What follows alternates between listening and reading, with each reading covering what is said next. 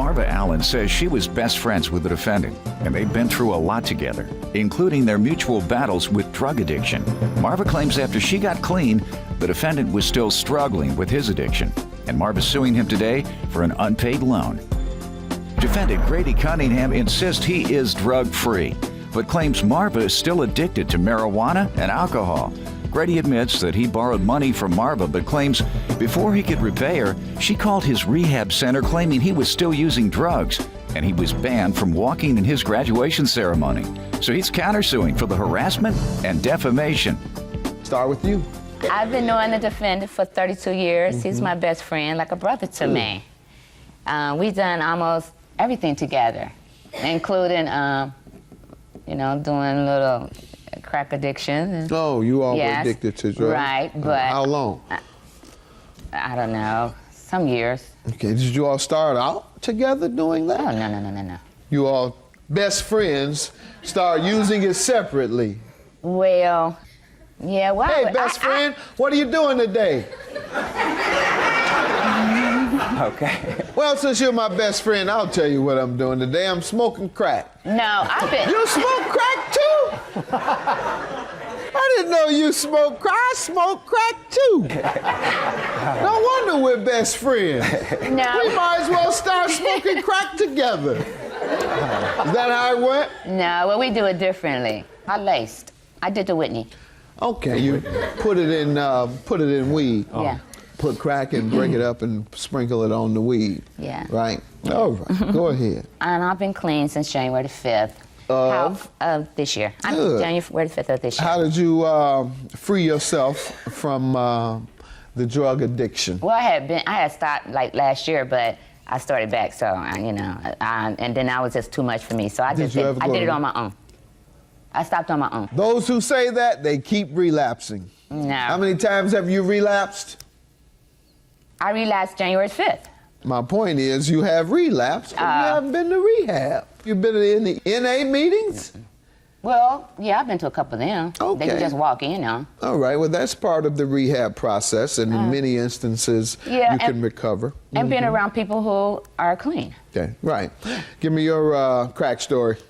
First of all, Marva is so quick to point the finger at people, okay? Like she said, we have been knowing each other for 32 years, okay? She needs to get help now because she's still addicted to marijuana and Milwaukee's best ice, okay? Alcohol. Okay? I did crack addiction. I started smoking crack in '99, off and on. I recently went through a program. It's called Cincinnati Restoration. How long ago? That was in 2007. Okay. Once I went home, I went home for 30 days, and you're right, I relapsed. So I went back into another program, which is the City Gospel Mission Exodus program. Okay. I just completed that back in May. When I left, I did go to Marva's house because that was the process of getting my housing together. Well, naturally, when I got there, what did I do? I relapsed. She was getting high? She was just smoking weed and drinking beer together. We was doing that. Okay, so, but now today, Judge Mathis, I am back on track. I go to my meetings every Saturday, which is it's called the Mathis group. It's the Men Exodus Support Group. When was your last relapse? It was back in July. Yeah, you need more than once a week, sir. No. I go to meetings as well. Yeah. What? I go to meetings as well also. I go to How NA often? meetings. I go on for 2 days a week. But yeah, I know I need more, okay? Yeah, you need to So I'm step it coming here up. being transparent. I'm not coming here playing. I do owe her $40. But she called the mission and told them that I was back on crack. She don't know that because I didn't smoke crack with her. She called a friend of mine and told him, because I'm living a homosexual lifestyle, so Stevie Wonder can see that. It ain't like I'm hiding it.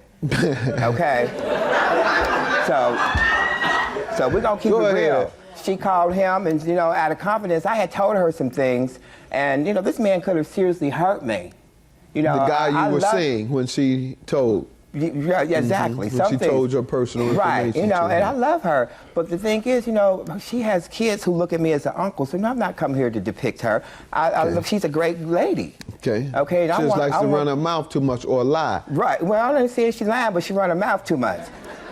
This loan, we haven't talked about how the $50 loan came about. Tell me. Well, he was staying in my house. He was only supposed to be there for 2 weeks, but he wound up staying there like almost 2 months. And till his apartment got ready. You know, I was helping him, you know, whatever he needed me to help him with. You know, he borrowed money, he paid it back. You know, he was doing real good. And so when he moved out, I loaned him the $50 and it was all good. You know, he was still working and stuff, and he was like, I got you. I'm going to pay you Thursday. I'm going to pay you Monday. I'm going to pay you Tuesday. I'm going to pay you Thursday. Actually, it kept on going like that, you know. Plus, he even told me in my own ear, I'm not giving you nothing. Don't call my house no more. He even called the police on me for calling his phone. Yeah, she was harassing me. Asking for my money. She harassed me. When I go back to Cincinnati, they're going to solve the harassment charge on her. He says he admits to $40. Why do we have a difference over this $10? Because she lent me $20 one day and $20 next. Now, I'll go ahead and give her the 10. If I will pay her just to leave me alone from this point on. If I knew it was going to get to this point, I will pay her. So you don't have a problem paying $50? No. All no, right. just leave me alone. This is foolishness. The counterclaim for $2,500, you made mention of some of it, but what harassment and defamation specifically? Bottom line is, I was supposed to walk in the ceremony from the Exodus program, but when she called them, they naturally got to investigate. So I didn't called them and told them that I was back on crack. I had completed the program. The graduation was 2 weeks ago. I didn't get to walk with the graduation. Ma'am, did you do this?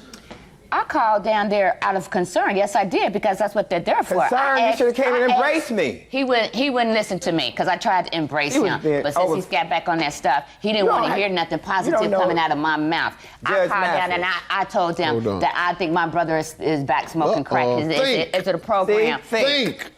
Okay. She was out to get me. No. She might have been drunk as Cooler Brown. I don't know. I don't know. Your Honor, that is not true. I don't know, because...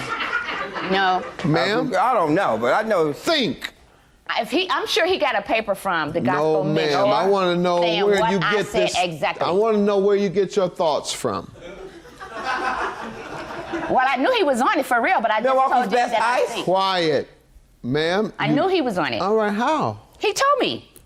He came to my house crying. This is what he's talking about. When? Between June and July, Grady was at my house crying. Of this year? Yes, telling me that he wanted to be like me and get off of the drugs. He back on it. Sir, did you ever go to her home in June or July at all? Yes, I did.